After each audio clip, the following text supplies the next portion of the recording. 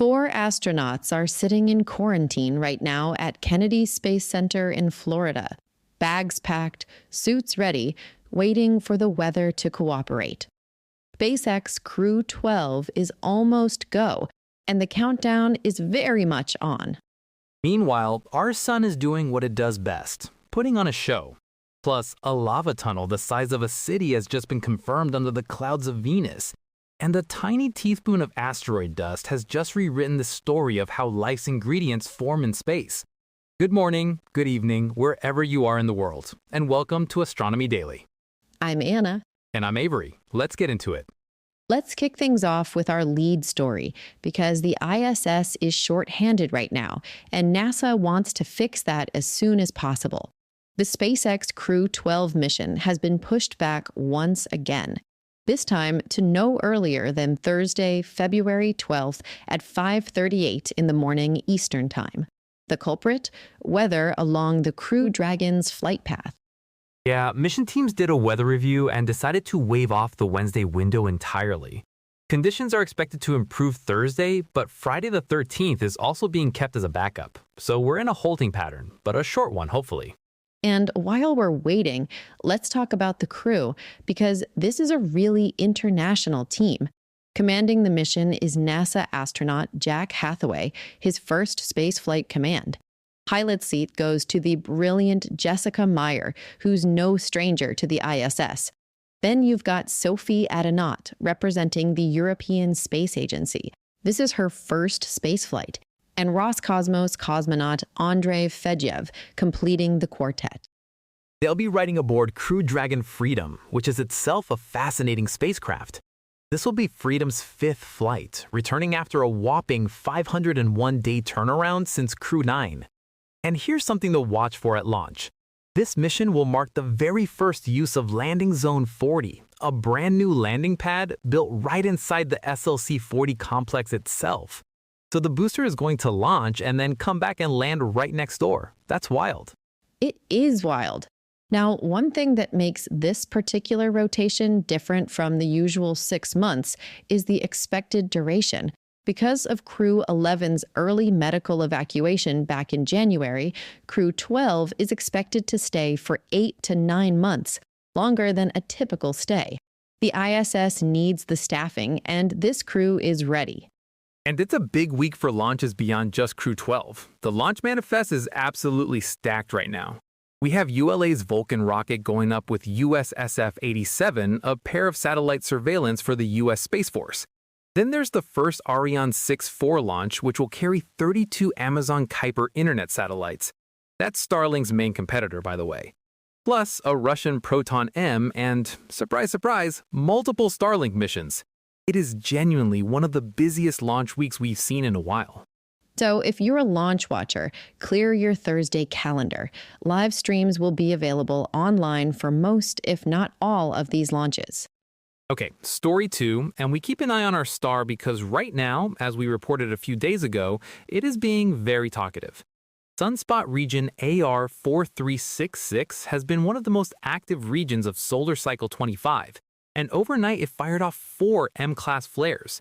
The biggest was an M2.8. That's a moderate flare for context at around 2:14 UTC this morning, which triggered a minor R1-class radio blackout over the seas between Australia and Papua New Guinea. Just to give people a quick refresher on the scale here, solar flares are classified by their peak X-ray intensity. C-class are minor, M-class are moderate and can cause brief radio blackouts at high latitudes, and X-class are the big ones, the kind that can knock out power grids and satellite communications. So 4 M-class flares in a day is definitely worth paying attention to. ARC 4366 has actually been the source of some spectacular X-class activity over the past couple of weeks too. It's been a busy region. Now it's rotating out of the Earth-facing part of the sun, so today the forecast is quiet to unsettled as the coronal hole stream influence gradually weakens. But forecasters will be watching it closely. If we get any significant CMEs thrown our way, that could mean auroras pushing further from the poles than usual, which is always exciting news for skywatchers. We're still in an active phase of solar cycle 25, which is tracking hotter than predicted, so don't put the Aurora alert apps away just yet. We'll keep monitoring. We certainly will. This is exciting stuff. Okay, moving on, story 3 takes us to one of the most exciting ongoing areas of science, the Bennu samples from NASA's OSIRIS-REx mission. We've talked about Bennu a lot, and each new study seems to shift our thinking a little more. This week's paper, published in the Proceedings of the National Academy of Sciences, might be the biggest shift yet. So what's the finding? For decades, scientists thought amino acids in asteroids form through what's called Strecker synthesis, a process that requires warm liquid water.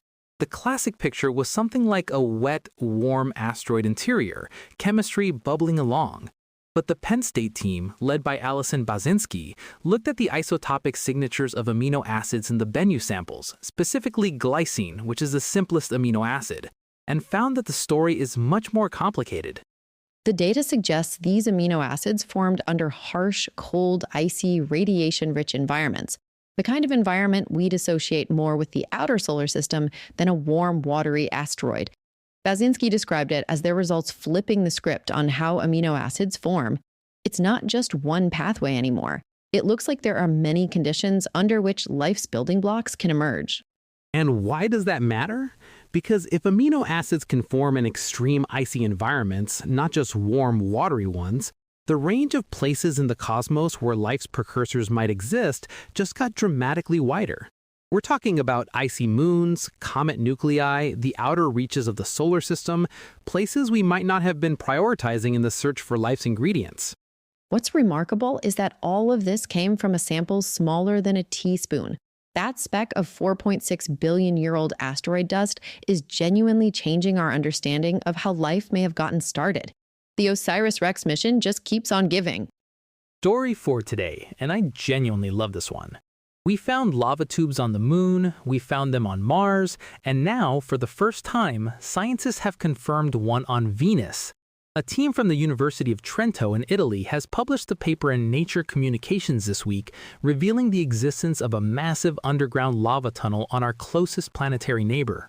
And the really clever part of this story is how they found it. Venus is famously difficult to observe. It's permanently wrapped in thick sulfuric acid clouds that block direct photography of the surface. So the team went back to radar data collected by NASA's Magellan spacecraft between 1990 and 1992, data that's over 30 years old. They developed a new imaging technique specifically designed to detect underground conduits near surface collapse features called skylights, and when they applied it to the Nix Mons region, named for the Greek goddess of the night, they found it. Now let's talk size for a moment, because this thing is enormous. The lava tube is estimated to be around 1 kilometer wide. That's wider than any lava tube found on Earth, the Moon, or Mars. The roof is at least 150 meters thick, the empty void below is at least 375 meters deep, and based on the surrounding terrain analysis, the whole conduit could extend for at least 45 kilometers underground. 45 kilometers. That's a subterranean highway. And there's an interesting reason it's so big. Venus has lower gravity than Earth and a denser atmosphere, which actually favors the rapid formation of a thick insulating crust on top of lava flows. So the tubes can grow larger and last longer on Venus than elsewhere. The planet with the worst surface conditions in the solar system might have some remarkably stable real estate underground. This also has really important implications for future Venus missions. ESA's Envision spacecraft and NASA's Veritas are both being developed for Venus, and both will carry advanced radar systems capable of doing this kind of subsurface analysis in far greater detail. The team describes this discovery as only the beginning of what could be a long and fascinating research program into Venus's hidden geology. And our final story today takes a delightfully unexpected angle on the search for extraterrestrial intelligence. A new paper in the International Journal of Astrobiology by plant biologist Lincoln Tice at UC Santa Cruz argues that if we want to find advanced alien civilizations, we should be looking for exoplanets with large, accessible deposits of coal. Coal. Not radio signals, not Dyson spheres. Coal. I genuinely love this. So what's the argument? TICE traces the chain of development that led to us being able to communicate across interstellar distances. On Earth, none of our advanced technology, no steel, no deep fossil fuel extraction, no electricity, no radio telescopes, would have been possible without first being able to forge steel. And steel required coal. Specifically, huge amounts of shallow, energy-dense coal, like the deposits laid down during the Carboniferous and Permian periods, roughly 330 to 260 million years ago. The paper argues that the same logic should apply to any technological civilization anywhere in the universe. Intelligence isn't enough. Biology isn't enough. You need the geology to match. A planet that happened to grow the right kinds of forests at the right time in its history under the right conditions to bury them and compress them into energy-dense coal seams that a curious civilization could then dig up and use to bootstrap an industrial revolution. And the implications for SETI are fascinating. The paper suggests planets in the so-called photosynthetic habitable zone, where both liquid water and oxygen-producing photosynthesis are possible, might be relatively rare.